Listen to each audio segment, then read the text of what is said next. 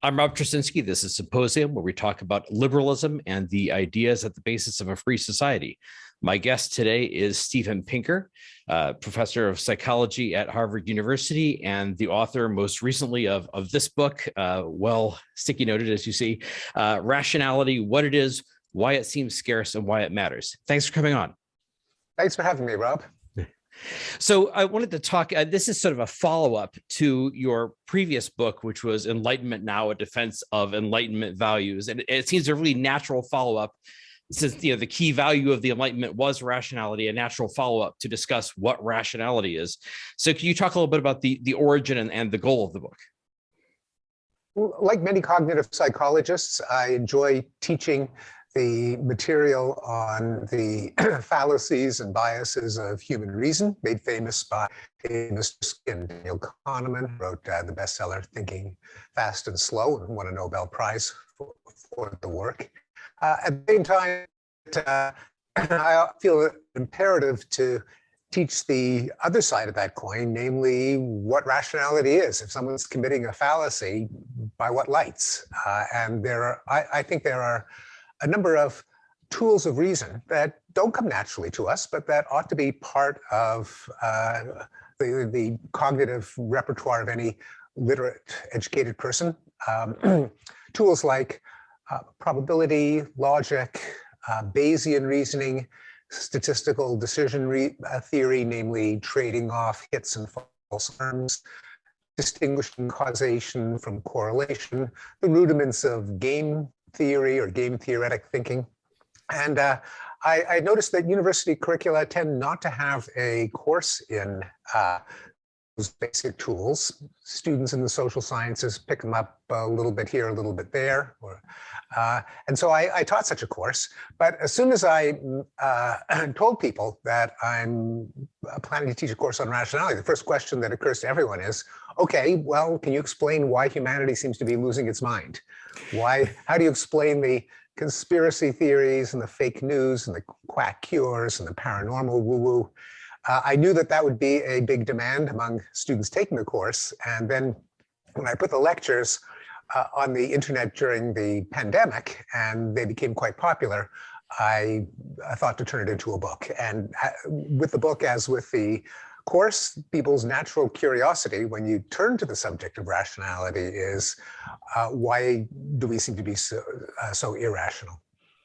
Right. Well, one of the things I found really interesting about your book is you do actually talk about the naturalness of rationality. I mean, there's something that sort of comes, I call it the unfrozen caveman view, right? So the idea, I think at about the same time that your book on the Enlightenment came out, Jonah Goldberg had a book where he sort of leaned very heavily into this idea that we are naturally irrational. We're naturally driven by tribalism. We have the inner caveman in ourselves that is always pushing us away from reason. So reason is unnatural. I think there was oftentimes there's too much emphasis on that. So one of the things I found refreshing was that you talked about how a lot of the forms of reasoning that we use in a formal and explicit way, after 2,000 years of development of philosophy, are things that are used in a sort of a natural way, even by primitive people. Yes, as I put it, when you look at the irrationality around us, don't blame the hunter-gatherers. I think there are a couple of ways of resolving the paradox of, on the one hand, why we appear to be so smart. I mean, not only has modern science accomplished feats like sending a person to the moon and developing vaccines and smartphones and all the rest, uncovering the secret of life, the secrets of mind. But as you note, the foraging peoples who preserve the lifestyle in which we must have evolved are themselves highly successful. Our ancestors kind of infested the entire planet. We extinguished other species wherever we went. We reached New Guinea and Australia and crossed miles of open ocean. So it won't do just to say that we're irrational. If we're so irrational, how did we manage to take over the planet, even before the advent of modern science?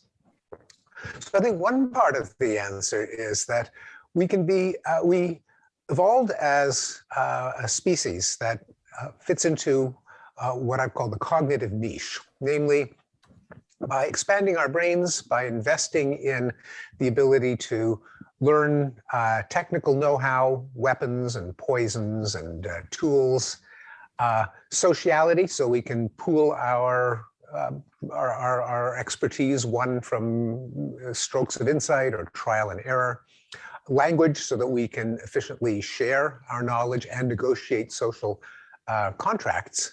That makes us a very weird primate, a very weird mammal, and it is an ability that's in all of us.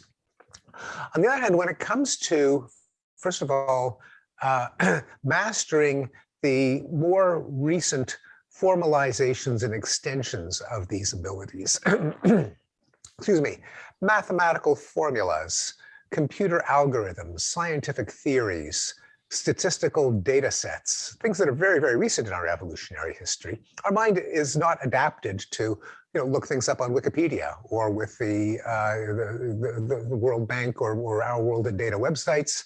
We don't deploy equations with abstract symbols like X's and Y's and P's and Q's and H's and D's. That does not come naturally to us. These general purpose tools that we can apply across the board. If you have if you know Bayes' rule, where you have a term for the hypothesis, a term for the data, H and D, you can plug any H into it, any D into it. That makes it extraordinarily powerful. But that's what the mind does not find natural. Our logic, our reasoning, our intuitive statistics are baked together with our knowledge of the here and now, the stuff that's in our lives, that's meaningful to us, the events that we have experienced firsthand. I mean, when we evolved, we had no other choice. We didn't have statistical data sets. Also, when it comes to when we depart from the here and now, the cause and effect relations that actually govern our day-to-day life, to more kind of cosmic, philosophical, historical, academic questions, then we tend to depart from our kind of common sense reasoning. And that's when we're susceptible to mythology, narrative, conspiracy theories. So questions like, what really happens in the halls of power? Who controls world events? What is the cause of fortune and misfortune? Why did bad things happen to good people? Where did humanity come from? Where did the world come from? All of these questions that for most of our history, and even for most people today, there's no way of knowing other than consulting the best of modern science and history and so on. It makes no difference to your everyday life for a lot of these questions. How old is the universe? What difference does that make in terms of what you do every day? And so there, we tend to be perfectly content with hero myths, morality tales, and that opens us up to the conspiracy theories and the magical thinking. Now, yeah, I was since listening. The Enlightenment. Good. Since the Enlightenment, there is the idea that you should only believe things for which there are good reasons to believe it.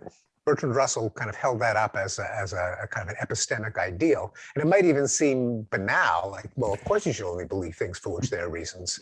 But when it comes to these cosmic, academic, intellectual, historical questions, this is actually a big revelation that you should base your belief on truth, because it's only recently that we've had any claim to truth. Yeah, you talked a little bit about, you have a good analogy in the book about it's like flying on instruments in an airplane, that, if your natural thing is just to fly by using your vision, using your reflexes, but there are certain conditions in which, if you don't want to crash, you don't have your usual reflexes, and your usual visual cues will mislead you, and you actually have to fly using the instruments, and using the formal techniques of reason is like flying on instruments. That's right, and many cognitive psychologists have likened cognitive fallacies to visual illusions. So when you see the two lines, one with convex arrowheads, one with concave arrowheads, and the one with convex ones looks smaller, even though objectively they're the same, that's an illusion that arises from mechanisms that in our brain that ordinarily give us a pretty good view of reality. The human visual system is pretty awesome. That's why we don't have self-driving cars yet. But it can be fooled. And when it's fooled, you got to pull out a ruler and measure it objectively. Likewise, I think our cognitive mechanisms work pretty well in a lot of circumstances, but they can be fooled. And when they are fooled, that's when we want to turn to more objective tools like logic and statistics and data sets and formulas and algorithms.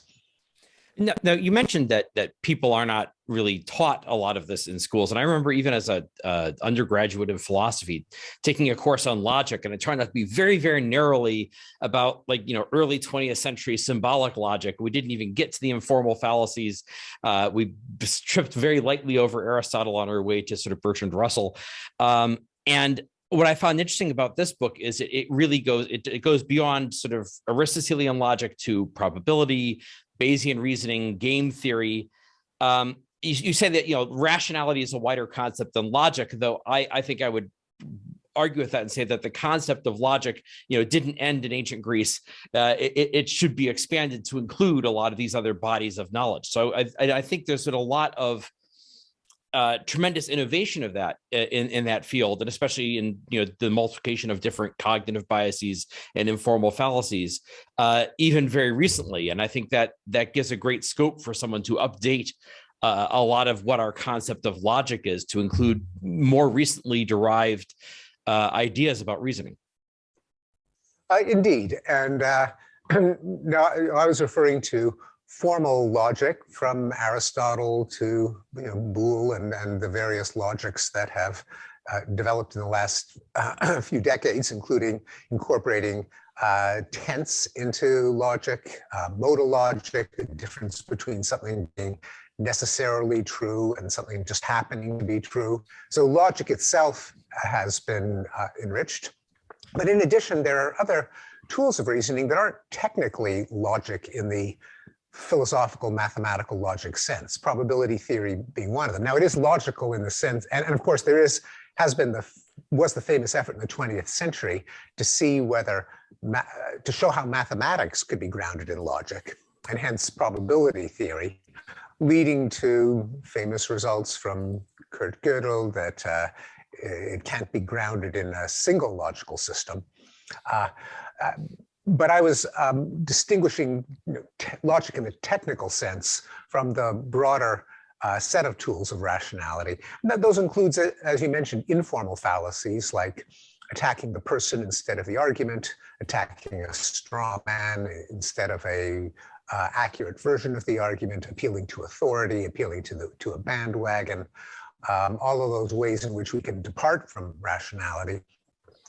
As well as things like how to distinguish causation from correlation, which, I guess they have to follow the laws of logic ultimately, but are, so far removed from modus ponens and disjunctive addition that we don't, technically call them logic.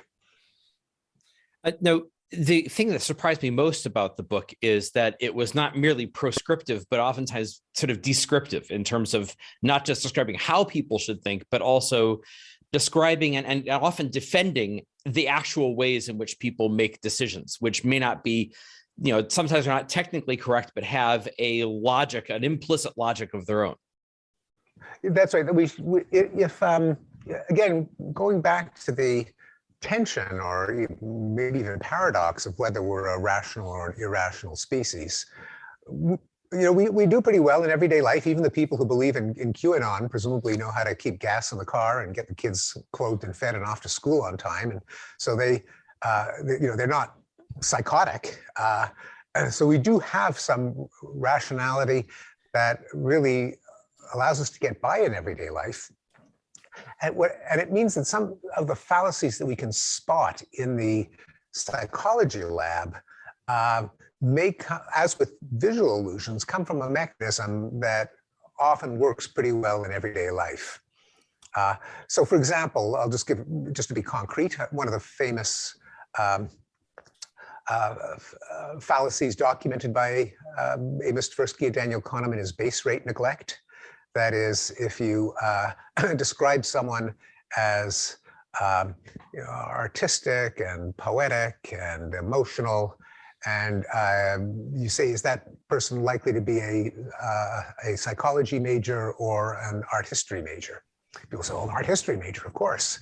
And you say, well, isn't it a wee bit relevant that there are probably 10 psychology majors for every art history major? So regardless of her individual quirks, the background statistics make it much more likely that she's a psychologist. So that's a failure of Bayesian reasoning. And we see it all over the place, such as the tendency of people, including doctors, to overinterpret a positive test result for a rare disease, conclude that someone has the disease if the result comes out positive, or if they they show the symptoms, not taking into account that as long as there are some false positives, if the base rate of the disease is rare, the positive is more likely to be a false positive than a true positive. Another example. So are people just completely irrational by neglecting Bayesian priors, that is the base rate or background statistics? Well, not really, not necessarily anyway. If you go back to the Penelope problem, the artistic, sensitive college student, it's only irrational to say that she's unlikely to be a psych major if she was picked from the population of students at random. Now, in ordinary conversation, we don't pick people at random. If we talk about someone's traits, we do it because they're interesting. We pick them for a reason. And so we picked Penelope in ordinary conversation, though not in a probability problem, because of some interesting trait or narrative that she exemplifies, such as here is what an art major looks like. And so when people assume, well, you didn't pick her for any old reason, you didn't pluck her out of the population, you thought she was interesting, and it's actually not irrational to guess that she might be an art history major. So it's the background conditions, such as random selection, have to be satisfied in order for the conclusion that something is a fallacy to be true. Yeah, that reminds me a little bit of that thing that happened on the internet a while back, where you had the photo of a dress that some people said was blue and black, and other people said was white and gold, and it turns out that it was blue and black, but our eyes are adjusting for ambient light, and a dress that looked blue and black, I think in strong light, the photograph would look a lot like what it would look like if it was white and gold in low light. And people were. I actually wrote an article on that in Forbes magazine.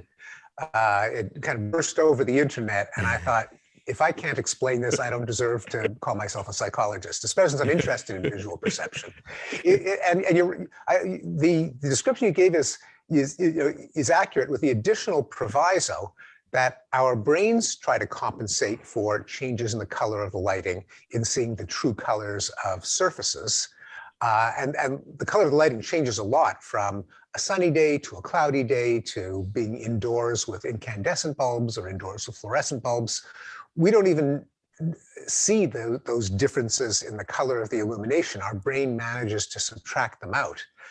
In the case of the dress, or hashtag the dress, the problem there was not only the brain trying to cancel out the color of the illumination, but the cell phone camera itself having circuitry in it that's designed to do what the brain does, not as well as the brain. And so the rendition in the photo already had the imperfect and badly executed algorithm in the cell phone camera for subtracting out the color of the illumination. So the cell phone camera was fooled, and then the brain was fooled. So you had actually two layers of compensation that resulted in that ambiguity. Well, I'm wondering if there's an analogy there for some of these sort of brain teasers that you use in psychology class, where you propose, although this is a logical fallacy, but at the same time, when people actually broach those questions in real life, they're making that visual adjustment for the ambient light, in essence. Mm-hmm. And they're actually making a better conclusion than it might seem. And it's the artificiality of the version that shows up in the classroom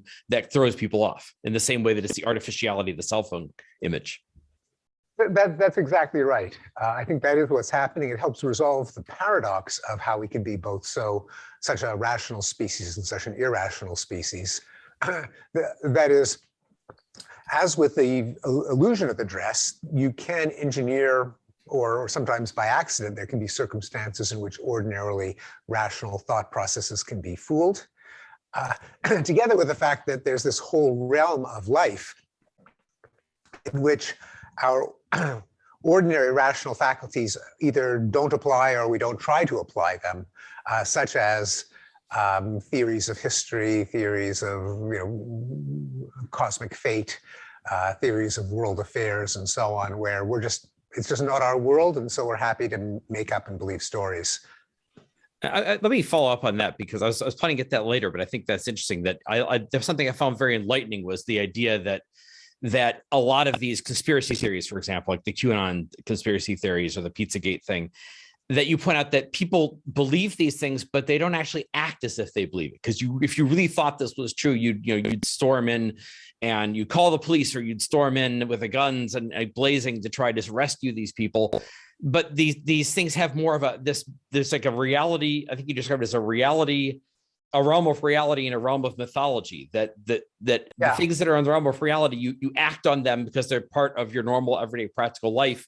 But things that are in the realm of mythology are things that are about things that are distant. And I know I had listened recently to an expert on conspiracy theories saying that, it's distance from power that tends to make people prone to conspiracy theories. The more they see the decisions that are being made that affect their lives, the big decisions in Washington, D.C. as being very remote and far away, the more likely they are to believe that, oh, it's all a conspiracy, because it's outside of their realm. It might as well be, another world that it's happening in.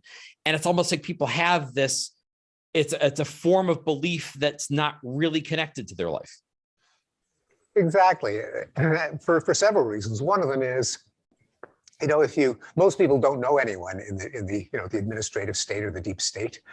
For those of us who do actually know people who work in government, they really don't eat children or sexually abuse them, and so it's harder to believe that they do if you actually know any of them, and most people don't.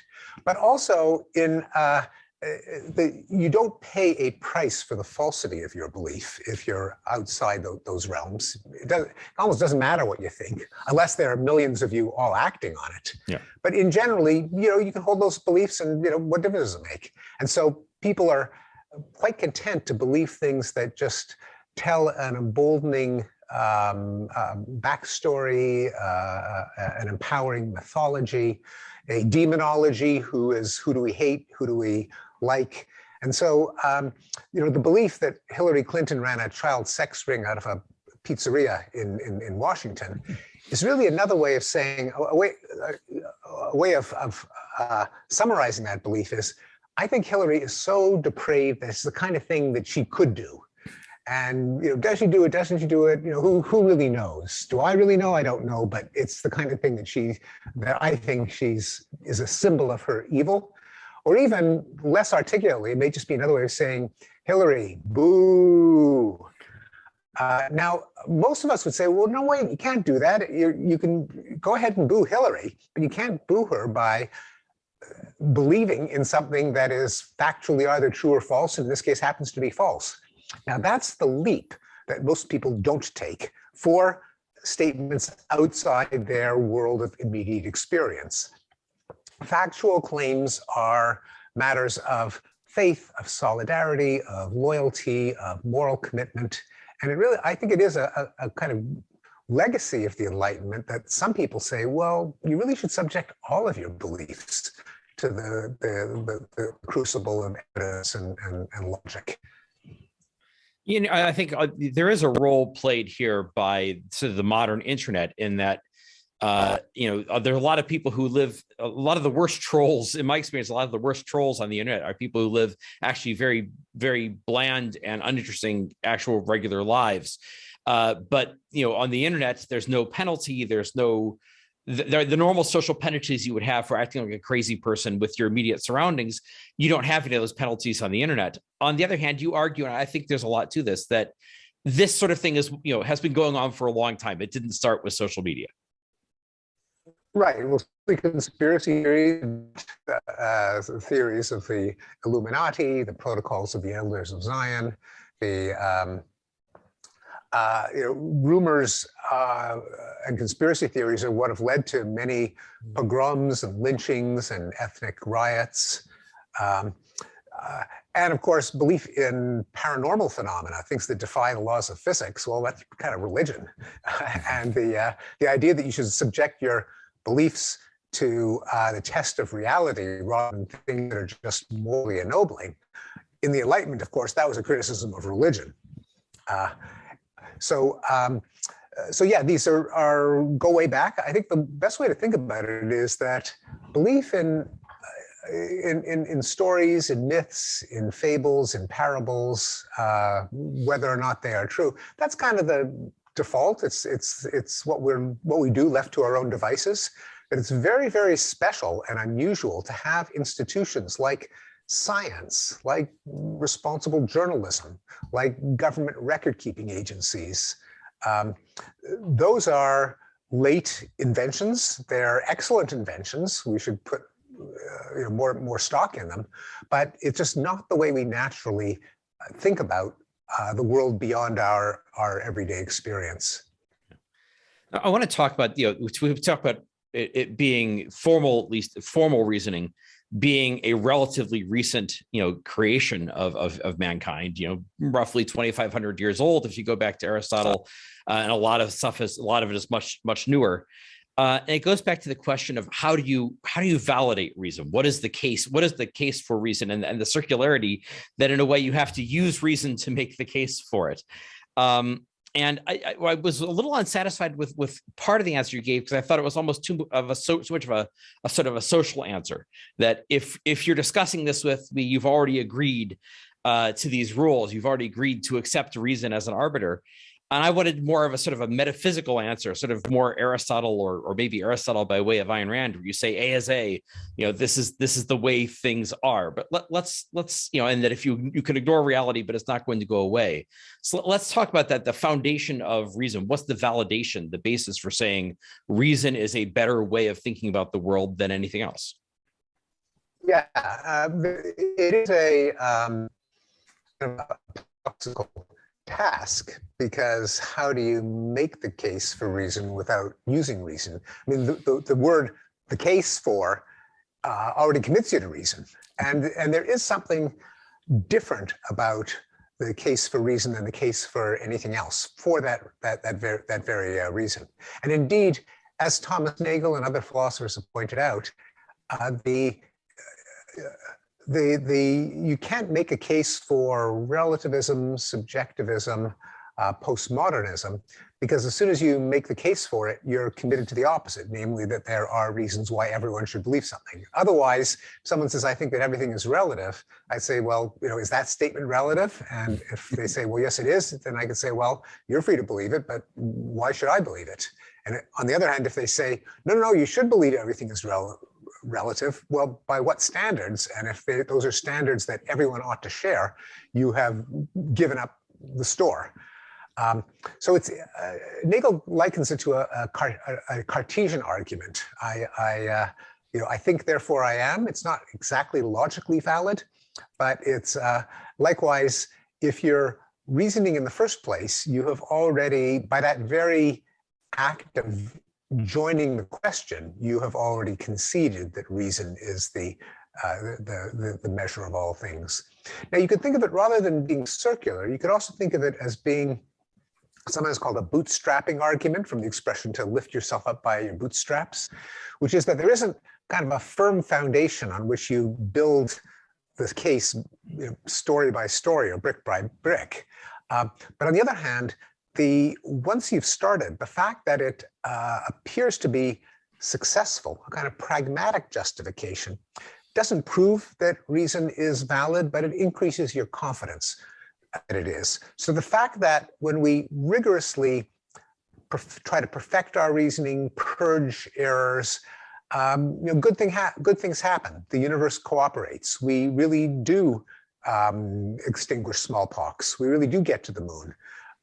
Life isn't a dream where mysterious things pop up and vanish and we can suddenly fly, and we lay down the rules of reality, and it's kind of the law. It really does work. Now, again, and that's where I want to go to a simpler thing, and sort of like Dr. Johnson kicking the rock and saying, "Thus I refute Berkeley." That, you know, at the end of the day, we're surrounded by the real world, and we see it acting in certain ways, and we see if somebody acts irrationally and ignores that, they're going to pay the consequences. So I think there's simply the fact that you can just point, and you don't have to bootstrap yourself. You can just point out to the world and say, look, it's out there. You could. I mean, imagine if Berkeley could confront Johnson, he might say, well, you know, how do you know that the stone is real? Maybe the entire sensation of kicking the stone is all, you know, part of a, as we would say today, part of a simulation.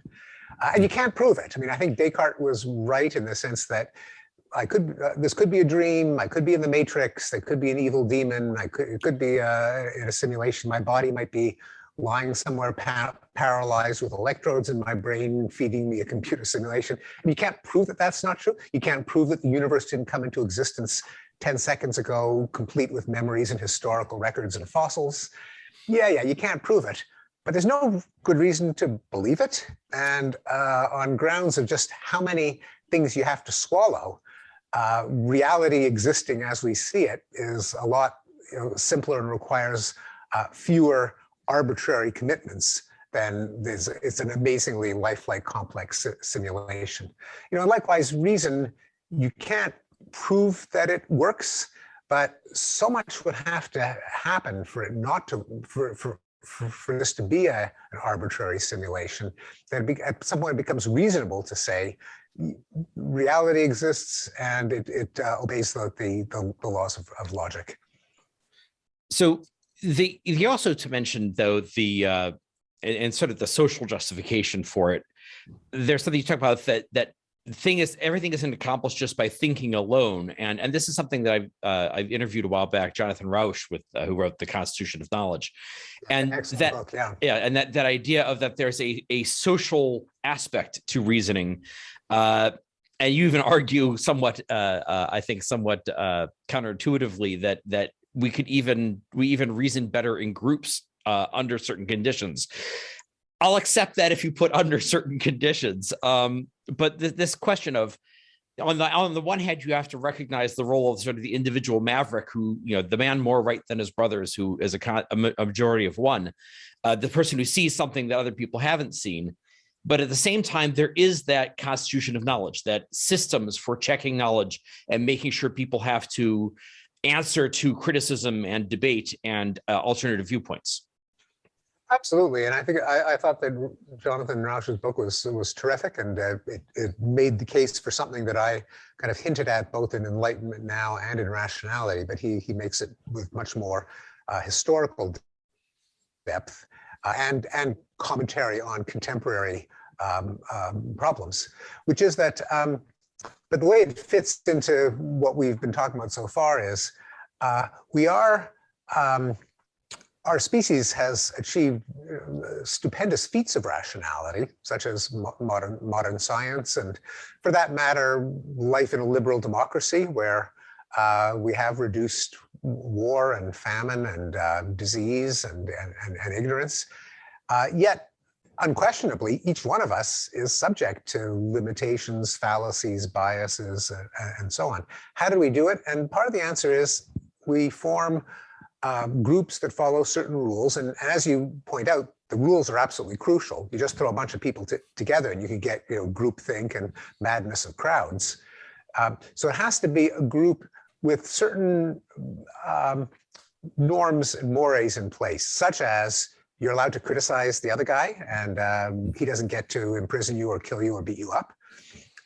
And all of you are kind of in it for the truth. Not that anyone can ever achieve the truth or know when they've achieved it, but that's the aspiration. And so the mechanisms such as, or the rules, they're not just any old rules. It's not just like, you know, majority rule. There's rules like, okay, derive some empirical implication of your theory and test it.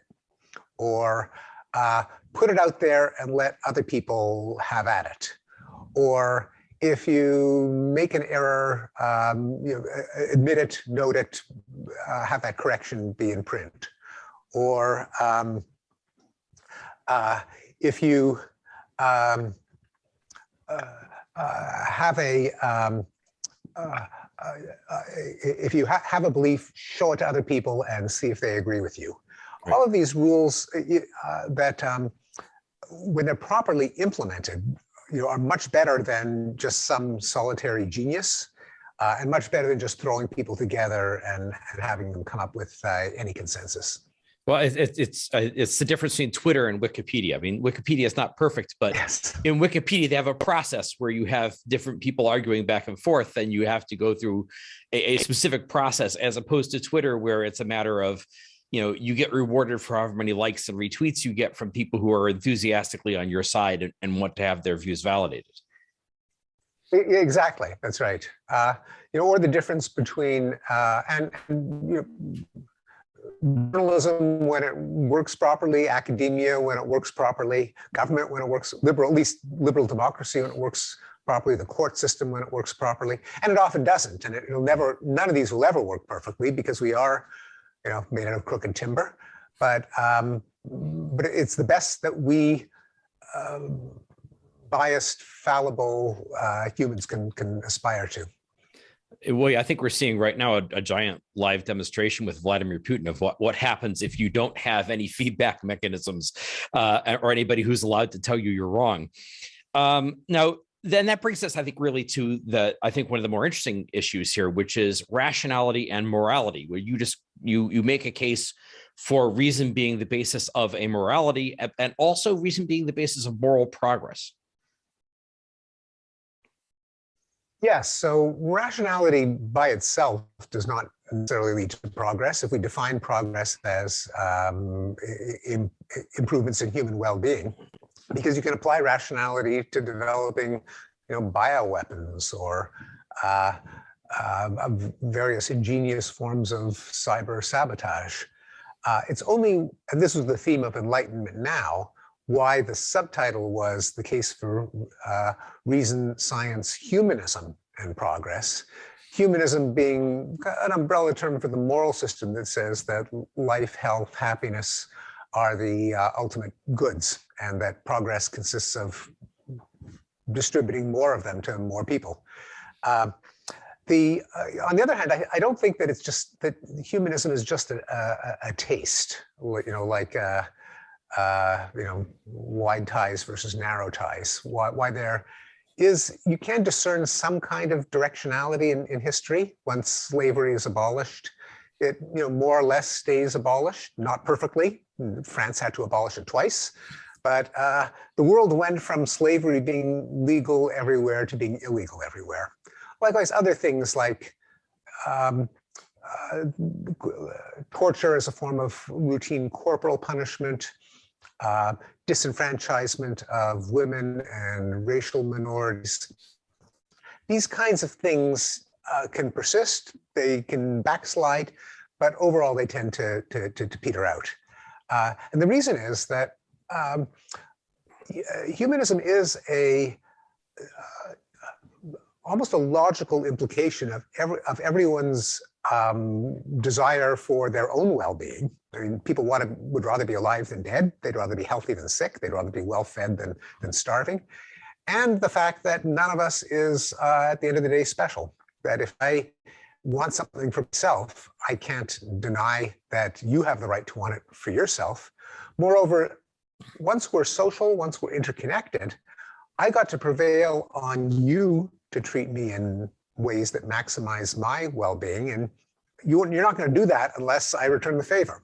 And so as the world gets knitted together, people's fate depends on what other people do, then there is a kind of a combination of a self-interested and a logical momentum toward morality in the sense of universal codes, golden rules, categorical imperatives, veils of ignorance, viewpoint from eternity, where just a universal code. And the universal code is obviously going to go in some directions and not others.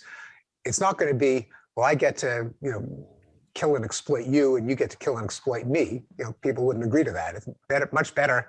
Okay, I renounce my claim to be able to harm you if you renounce your claim to harm me. That's a much better universal code.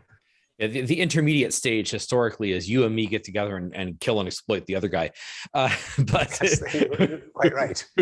But I like that. I think you described it as self-interest plus sociability, meaning that you want to pursue your own life and your own well-being, support your own life, pursue your own well-being, but you're better off doing it in a society in cooperation with other people. And to get those other people on board, you all have to agree to rules where you respect each other's rights. It's the old idea of the social contract that in various versions, Hobbes and Locke and Rousseau and Kant laid out. I also like the argument you had that against sort of Hume's idea that it's not irrational to prefer the scratching of my little finger to the destruction of the whole world. That on the other hand, rationality implies a reasoner. It implies somebody who's alive and who is, not just alive, but is taking actions to stay alive. It implies the desire to want to live and flourish and to enjoy life. So there is a certain morality built into reasoning just from the fact that who you are as a reasoner. Yes, that we're not, reasoners aren't disembodied angels. They're flesh and blood organisms, which means that to be there reasoning in the first place, to be alive long enough to finish your sentence, you have to be not killed. You have to be well enough fed to keep your brain going. You've got to be free enough from disease that little bugs haven't already eaten you from the inside. So all of the conditions of well-being are prerequisites to reasoning about anything. And again, it's not a conventional argument. It's not exactly modus ponens. It's kind of, sometimes you could call it a transcendental argument. That is, it alludes to the conditions that have to be in place for the argument to be taking place in the first place. And health, life, nutrition, and for that matter, since we're a social species, we're a sexually reproducing species, love and sex and love of children have to be in there as well. Otherwise, we would not exist. Mm-hmm. Now, when you talk about the need for these universal rules, and that really, I think, connects to the issue of rationality and a liberal society, a liberal democracy, and the importance that a code of rationality has in keeping us from becoming a dictatorship, from becoming an authoritarian society. Yeah, indeed. It's not a coincidence that dictators, tyrants, totalitarians repress free speech. You could imagine a strong man ruling with an iron fist who lets people say whatever they want. Like, who cares what they say? I've got the men with guns. As we've seen in Russia and elsewhere, it tends not to work that way. Tyrants are terrified of free speech. And it's because no tyrant has the raw brawn to intimidate tens or hundreds of millions of people. If they all decided to stand up and act together, they could overpower any tyrant. And so it's crucial that they be prevented from sharing access to knowledge and to them coordinating amongst themselves. And so free speech and other forms of freedom go together for a very good reason. Now, I like the fact that you're not really catastrophists about the current state, that you recognize that irrationality and conspiracy theories and all these things, they've been, I like to put it that, when I was a kid, the internet sort of makes it more available to you. When I was a kid, you had to actually talk to the person next to you at the bus stop to realize how crazy people were. But at the same time, we do have an issue with, I think, a greater degree of tribalism, especially in our politics. And with, I think, my theory is as we're becoming a more secular nation, and as religious belief and, people are going to church less often, people are putting that kind of religious and mythological fervor into their politics. Yeah, I think there's a tendency, the psychological faculties that give rise to religion don't only give rise to religion, they also give rise to the sectarianism, the demonization, the sanctification, the heresies and taboos in political life. And we are seeing that. I don't know if there's like a law of conservation, like, less religion, more political tribalism. I tend not to think so. I tend to think that these are just vulnerabilities that we always have that can manifest themselves in different sects or organized communities. Yeah. So let's end with the big question, which is what is to be done about it? And I like that you have a conclusion at the end about how we need to promote rationality as a norm and as a virtue. I also kind of think, as a big Star Trek fan, I always think in terms of Kolinar as the Vulcan discipline of logic. And now in this fictional version, it's you're purging yourself of your emotions, which is not necessarily healthy. But I like the idea of reason almost as a spiritual discipline, as something that becomes not just a norm, but a way of life and something that we value in our society. Indeed. So in addition to just education in the tools of reason, it does have to infiltrate the norms of discourse in journalism, in academia, in politics. Now, of course, you can't legislate norms from the top down. They're kind of a grassroots phenomenon. But the idea that you shouldn't, when you have a belief, you shouldn't fight for it to the bitter end. This should not be seen as a sign of integrity or valor or consistency, but rather as a sign of